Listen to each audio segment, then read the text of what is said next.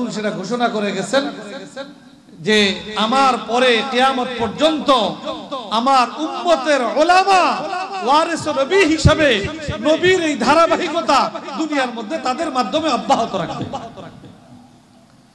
আর আসমানি কিতাব কোরআনে কারীমের মধ্য দিয়া আসা নাজিল হওয়া শেষ হয়ে গেছে।